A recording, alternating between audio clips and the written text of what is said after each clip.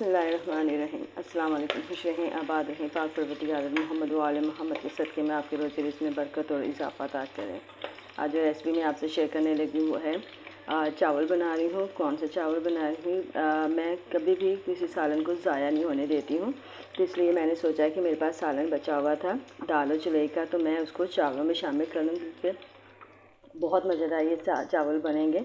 तो मैं आपके साथ अपनी ये रेसिपी शेयर करने लगी हूँ, तो देखिएगा आप भी अपने घर में कोई भी सालन को ज़ाया मत होने दें, क्योंकि परवरदिगार का ये अता किया हुआ रिज़्क़ है, तो हम उसको ज़ाया करेंगे तो रब हमें उसकी जो है वो उसका अजर नहीं मिलता है। तो हमें इसका अजर लेना है, तो हम परवरदिगार की बारगाह में शुक्र अदा करते हैं कि उसने हमें ये नेमतें दी हुई हैं, तो उसकी किसी भी नेमत को ज़ाया नहीं करना चाहिए।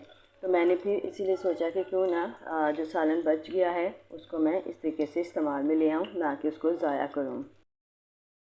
प्याज फ्राई होने के लिए रखा है और प्याज को डार्क ब्राउन कलर का करूँगी। इसमें मैंने गर्म मसाला थोड़ा सा शामिल किया है और ये थोड़ा डार्क ब्राउन कलर का प्याज होगा तो इसमें मैं बाकी की चीज़ें जो वो शामिल करूँगी। ये देखें, बस ये कलर आ गया, तो इसमें मैं अब टमाटर और थोड़ा सा पानी शामिल करूँगी। साथ में अदरक लहसुन का पेस्ट भी थोड़ा सा मैंने शामिल कर लिया है ताकि थोड़ा टेस्ट चेंज हो जाए।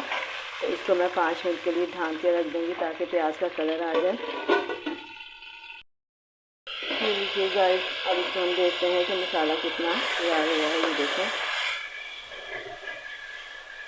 अच्छे तरीके से इसको हमने भूनना है। टमाटर सिर्फ मैंने एक ही शामिल किया है, आप चाहें तो ज़्यादा शामिल कर सकते हैं। अभी किस स्टेज में मैंने जो सालन हमारा बचा हुआ है वो शामिल कर रही हूँ, उसको भूनूँगी ताकि टमाटर थोड़े से हमारे पीछे साबुत रहें और ये चुलई को मैं अच्छे तरीके से भूनूँगी। सालन क्योंकि वैसे ही रेडी हुआ हुआ है, तैयार है, भुना हुआ है, तो बस हमने इसमें थोड़ा प्याज और ये टमाटर का जो अदरक लहसुन का पेस्ट शामिल किया है तो इसमें भूनेंगे। शामिल कर रही हूँ मैं इसमें सिर्फ नमक और मिर्चें शामिल कर रही हूँ और कोई ऐसी हार्ड एंड फास्ट चीज़ में शामिल नहीं करूँगी। नॉर्मल बस घर की मिर्चें और नमक ही हैं और इसको मैं इसमें शामिल करके 5 मिनट सिर्फ इसको पकाऊंगी ताकि मिर्चों का कच्चापन जो है वो ख़त्म हो जाए।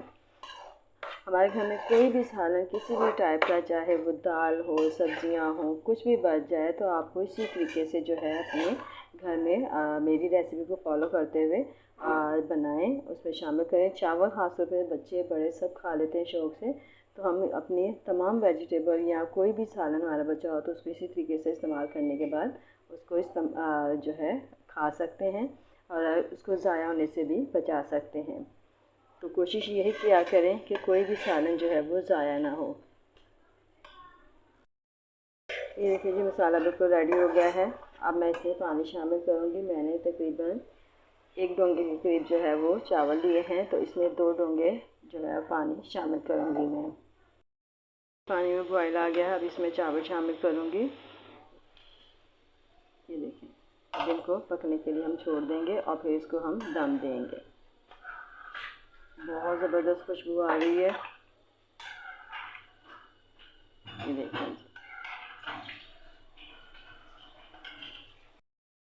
ये देखिए जी, माशाल्लाह से पानी मैंने इतना शामिल किया इसमें कि ये चावल जो है अच्छे तरीके से गल जाए। पानी हमें ज़्यादा शामिल नहीं करना, क्योंकि हमारी सब्ज़ी तो वैसे ही जो हमने दाल और चुलई का साग डाला है वो तो वैसे ही हमारा तैयार है, बस हमने चावलों को पकाना है। तो ये देखें चावल माशाल्लाह से कैसे खड़े हैं, तो इसी पानी में ही हमारे चावल जो है वो बिल्कुल रेडी हो जाएंगे। तो आप भी इसी तरीके से जो है मेरी रेसिपी को फॉलो करें और कभी भी अपने घर में बचे हुए सालन को ज़ाया मत करें। इसी तरीके से मेरी रेसिपी को फॉलो करें और चावलों में तमाम सालन कुछ भी बचा हो तो उसको शामिल कर लें।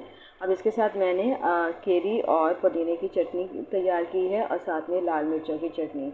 आप यकीन करें इतना मज़ा देगा ये चटनी के साथ चावलों का कि आप सोच भी नहीं सकेंगे। आप भी देखिएगा, खा के इसी तरीके से ट्राई करें। केरी और पुदीने की चटनी बनाएं, साथ में लाल मिर्चों की चटनी बनाएं और खूब इंजॉय लेकर खाएं। हो गया है, अब इसको मैं चावलों को दम पे रखूँगी और इनको हम तकरीबन 10 मिनट दम देंगे और उसके बाद इसका दम तोड़ लेंगे और देखेंगे कि हमारे चावल कैसे तैयार होते हैं। ये लीजिए गाइस, माशाल्लाह से हमारे चावल बहुत ज़बरदस्त से रेडी हो गए हैं। ये देखें कितने ज़बरदस्त, कलर भी इतना ज़बरदस्त आया है।